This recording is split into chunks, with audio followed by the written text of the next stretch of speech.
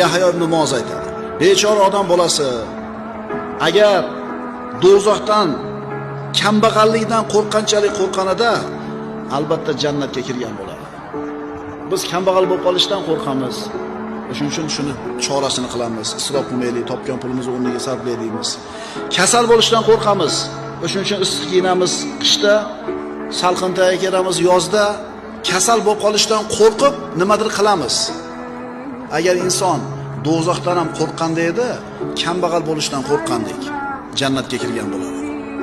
Allohdan qo'rqish gunohdan to'sib turadi insonni. Toat ibodatga chaqirib turadi. Qalbi doim Allohni eslab turadi. Qalbida Allohdan bo'lgan qo'rquv bor odam boshqa qo'rquv qolmaydi qalbida. Kim aytgani bo'ladi? Fattaqulloha yuallimukumulloh.